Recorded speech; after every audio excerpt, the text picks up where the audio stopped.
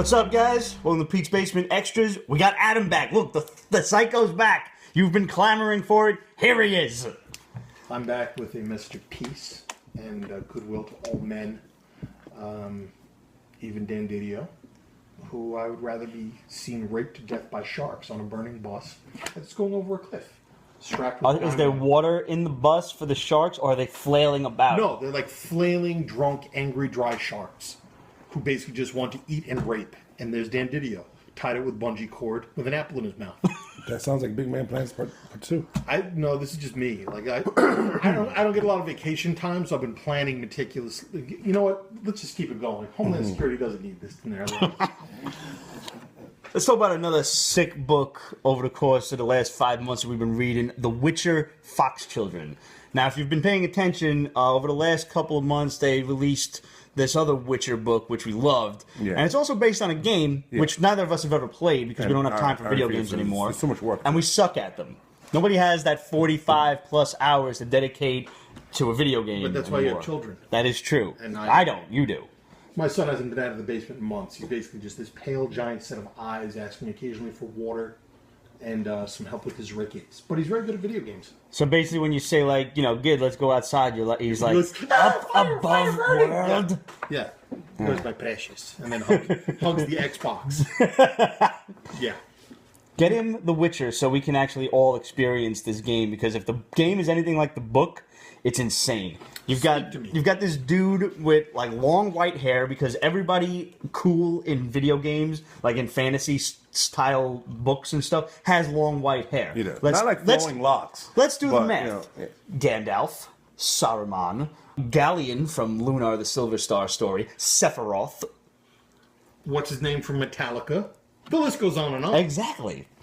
So this guy is like, he's kind of a mage knight of sorts, like, but not like, he doesn't wear armor or anything. He's just got like fucking swords and 2 swords, 2 like scimitar, katana kind of things, and he just keeps using these like fire magics and other kind of things to defeat creatures throughout the world. And he makes his money by people hire him for like either protection or to, you know, go on adventures or missions or stuff like that. In the last adventure, he winds up meeting this old guy who wants to rescue his wife from a bunch of vampires.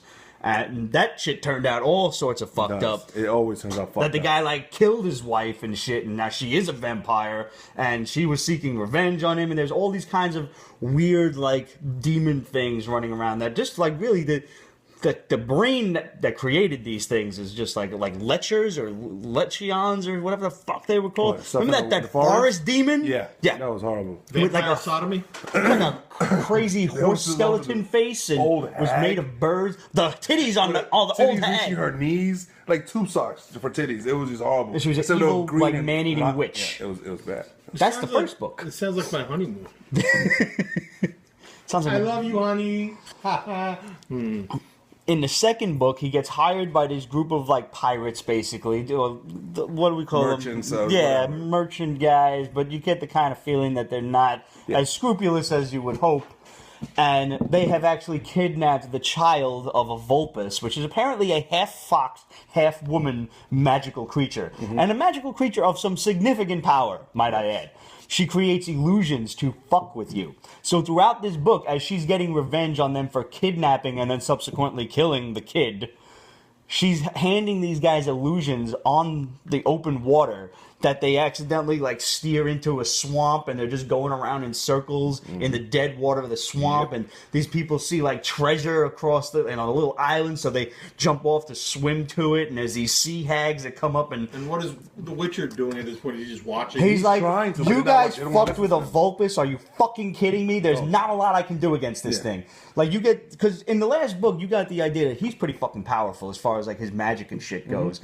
And the fact that he's nervous with this thing on their tail really adds an element of surprise to it, in that, like, wow, I don't think he can beat this thing. How long is this? 5 issues. The last one was 5 issues too. This is a great series. This is fantasy at its best, man. This is what you want from, like, a typical, like, Dark Horse stuff, kind of Hellboyish. Oh, that's not bad. All right. Yeah.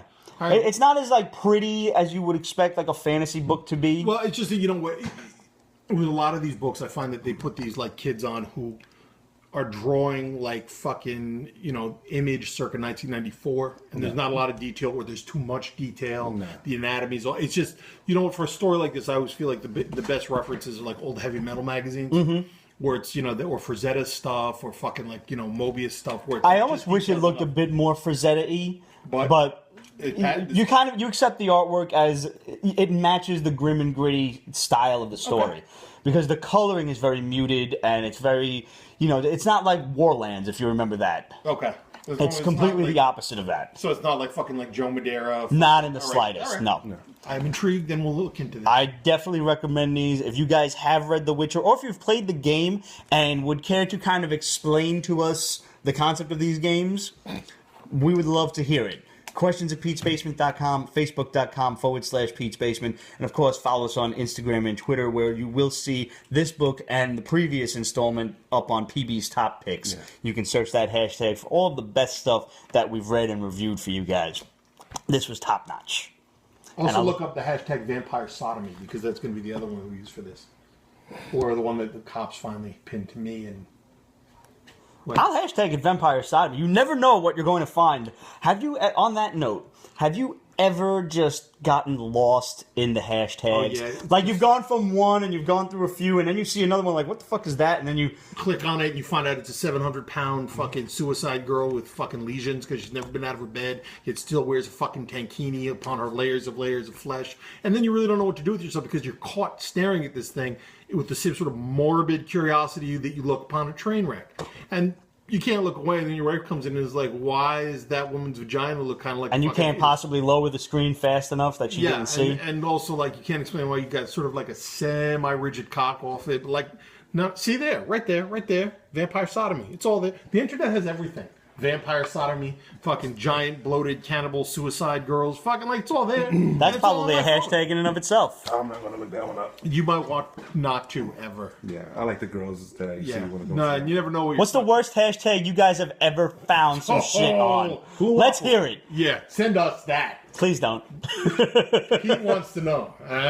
We're in the basement for a reason. I also have a tinfoil hat, but I don't think it's going to stop what I wanted to. Pete's Basement is copyright 2015, Ripped Productions and Pete's Basement LLC. All rights reserved, so go fuck yourself.